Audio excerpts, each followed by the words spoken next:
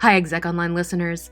Today, Exec Online's SVP of Client Solutions, Adam Briniger, speaks with Chief Human Resource Officer of Pitney Bowes, Jana Torsone. With employees both working remotely and acting as essential workers on the front line, Jana shares how the strong principles and leadership embedded into Pitney Bowes' culture powered the organization to take immediate action, putting the well-being of their employees first while keeping business needs top of mind.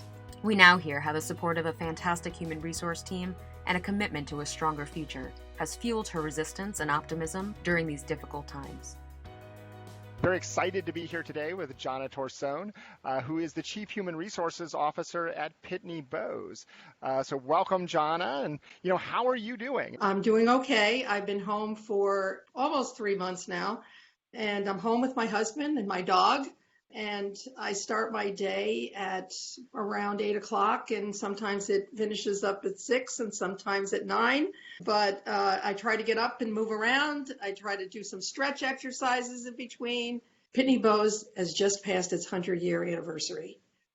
We have quite a strong culture, but we have three very kind of distinct businesses, if you will.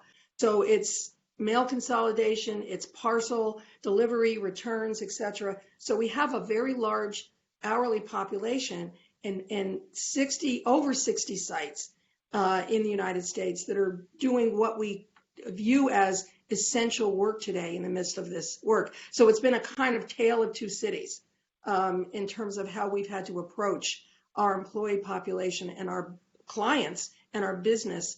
And we have so much important work that the HR organization has to do at this time that it's it's difficult, but it's fulfilling in some way because you're really trying to do the right thing for your employees. And describe a little bit then about the Tale of Two Cities is very interesting, and I think that I think a lot of people would be very curious to see how you manage those differently and then together as one company as well. I'll start with the professional and the managerial population. For years, we have had a very strong focus on agility and an ability for people to work-life integration, work from home, have a spot in the office. So this was not a transformative thing for us in that way. So we were able, and we did very quickly in response to what we saw happening with the risk factors with this virus, we were able to quickly say, if you can work from home, work from home. And so we were just building on what had been part of our culture for quite a while. Indeed, when we do our annual surveys every year, the one or two things that come up is what people really like about working at Pitney Bowes is that flexibility. So that was a positive. Flip that over to the reality of we've got these large sites with hourly workers, very diverse, and we needed to keep these operations going because they were essential. So we had to very quickly get ourselves up to the point of how do we keep the most important thing? How do we keep our employees safe in this situation? It started with the business meeting. It went to the crisis management team. It went to this small group of senior leaders, and then it went to the senior management. So we had this governance cadence that we set up in order to be responsive and decide how are we going to do this and how do we set it up quickly. So physically setting it up, making those policy decisions, doing an enormous amount of communication with our people. And then as the days went on, we had to, the biggest challenge we had initially was how do we get the supplies in for masks and gloves and temperature checking? How do we keep abreast of every location changing with their regulations? HR set up a hotline. It was both a email box and a hotline for people to call in with all their questions. I reassembled my absence management team, which had a number of nurses, my clinic staff. We had several clinics in our locations, and we set up a process for us to triage people about, well, I think I have it. I just came from this country. I'm not sure I feel well. I was exposed. And so we had a process to make a determination of, yes, this person, we're going to ask you to self-quarantine for 14 days. You will get paid. And then we had a whole process of tracking that every single day as the days went on, and then dealing with all of the different changes that had to be made. So from the front line, we were deep into how do we keep our people safe? How do we keep the business healthy at the same time? And just continually having to work with the business, with our employees, with communication, with safety and health. So every part of the organization.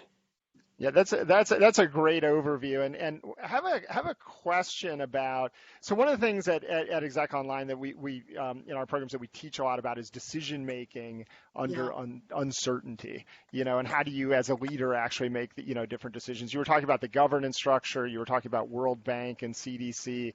Obviously, what you described is, there were hundreds of decisions that you guys had to make, to make this work. And I'm assuming a lot of them, it was tough to find all the right information, as you were sort of making those decisions. Just any reflections or thoughts on, how do you make great decisions when there's so much uncertainty?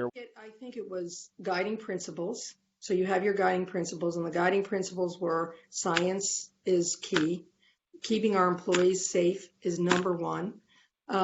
Making sure that we can service our clients to the extent that we can, and making sure that we were balancing, all of the things that needed to come into play as we made these decisions. So I'll give you an example. As we think about, how do we return people to the office for those that have been working at home and working very productively?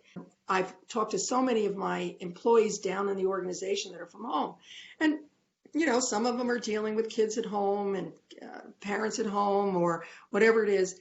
So the name of the game is we have to deal with this flexibly and with humanity. That is what Pitney Bowes' culture is about. So we could rely on those guiding principles, making those balances, but it's based on that core of culture that drives us. We do the right thing the right way. That's the core value of Pitney Bowes, and that went through all of everything that we did in response to this and continue to do. That's a really great insight, is starting with those guiding principles as a way to really sort of sort through all the chaos and information. So just curious, as you're thinking about what lessons your organization has learned so far. I think the lessons are that with the right, as I said, with the right set of principles, with the right tools, with the right culture, you can respond to any crisis and get the job done. I think that having the right talent, having the right mindset, and the care for our stakeholders, our clients, our employees, our shareholders, our communities. We supported our communities through this. So we've had that strong balance of that all those stakeholders for as long as I've been at Pitney Bowes, and I've been almost 30 years now. So that balance is what keeps you grounded. And I think we learned that even in the most difficult of circumstances, that balance gives you the right lodestone in which to operate. I would also say, for me personally, I think we all learned that we can do more with technology than we think we can. We have also been able to determine that as we have put in more and more and more protections in our sites, as we've gotten the supplies, as we've educated our managers and our people, when we do have an infection and we go back and do the track and trace, we find out, because we have videos in the sites, that there's been little contact at all, if any. And so that means if they were getting something, it was from outside. And that you can't control. People that live in close quarters or large families, or they have to come in on mass transit or something. We just those are the things that you can't control. And when we talk to our people, we hear the same thing. We want to work. We need to work. We appreciate all that you're doing to keep us safe, and all the support mechanisms that we put in place. So that it makes it a gratifying thing that you're doing at a time when HR has been such a focus of how do you have the right talent to do your strategy and run your business.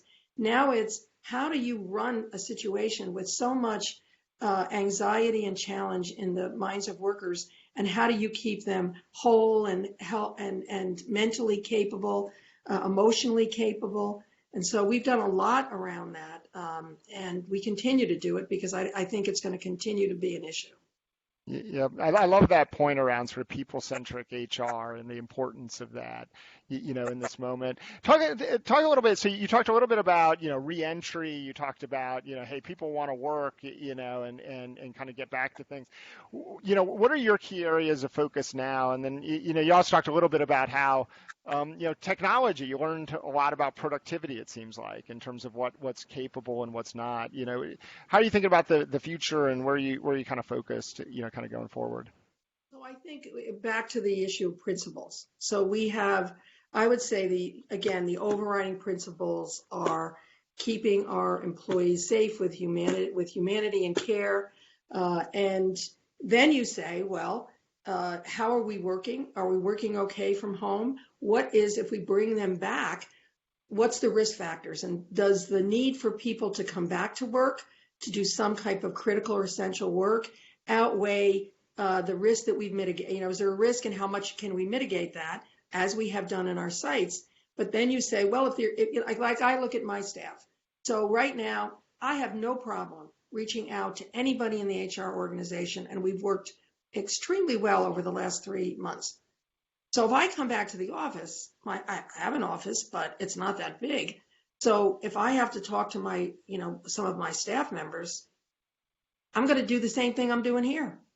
I'm going to call them on my laptop or my PC, and we're going to talk to each other that way. So the question is, all right, so why is it that we're going to come into the office and take it, require us to refigure everything, have a certain number of people come in, do an A team and a B team, and do social distances, and you have to close off your lunch area. You have to put signs against anything where people touch, and you got to think about the elevator. So all of those things go into play, and you have to say to yourself, well, until we are really sure that we don't have to put all these things in place, what's the reason why you would come back to work?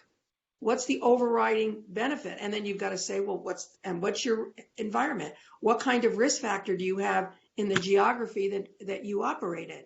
In Australia, for instance, very low risk. And in that population, they were having trouble getting connectivity. So for them, they were very anxious to come back to work. So we had to, decide, well, we're going to do it. We're going to take it very carefully, and we're going to see how it goes. So there's no bright line. It's this way, that way, and this location and that location. It's a series of these factors, again, that you balance always with the lodestone of keeping your employees safe and making sure you can keep your business operating. And you can do both, but you've got to keep that core focus on employee health as your major driver. And then the next horizon is testing. What are we going to do about testing? How frequently should you do it? What's the supply? How do you use it as a tool? How many sites do you have? What does it take? What's the risk factors? What's the ability for you to mitigate? What do your employees want? What is their readiness to come back? So lots of questions to sort out. Are we going to be able to be strategic and systematic in this country so we can get ourselves back in a way that keeps us able to get the economy back up and running? We've also, obviously, there's been a lot of companies that have had to lay off large numbers of people. We've been fortunate not to have to do that because we've got this business and so many essential workers, and the ability for people to continue to work productively from home. We have so far been able to keep people working by and large, and we'll see where it goes, see how the business is impacted. When it comes to capital expenditures and discretionary issues, everything's going through a lot of scrutiny. The things that really matter for us to come out stronger on the other end of this pandemic, we're certainly looking to support, but anything else, we're being very, very careful about that and reserving our resources and our cash to the extent possible because of the uncertainty that we face and all companies face with the results of this pandemic and what would it mean for your business. As I said, I count my blessings every night, and I'm very, very grateful for my human resources team. I would put them up against anyone. They're fantastic. And then I figure out how to keep my HR organization up and running with a little levity. And so every Friday afternoon, we do some funny games and music and dance parties, and just to keep people, engaged. Speaking of human resources, wanted to ask you about learning as well, and so where learning kind of fits into this whole picture. What do you think? You talked a little bit about, hey, like we learned a lot about productivity in terms of more virtual work, kind of coming out of this. What do you think of how learning fits in, and what is sort of the future of learning at Pitney Bowes? This is a time when, if you have moments that you're not, fully occupied because you're not taking time to drive back and forth, and you're not, you're not having some, what you would say is unuseful time, take some time to hone your skills. Use the skills that are out there. And we have seen a big uptick on our online usage of our online platforms for skill building. And we have seen a substantial usage of all the tools we put out there for how do you do remote learning, remote management, remote working. How do you do that most productively? How do you keep yourself mentally fit during times of stress? So we've gotten a lot of information out there for people, and we have seen a very strong uptick on that.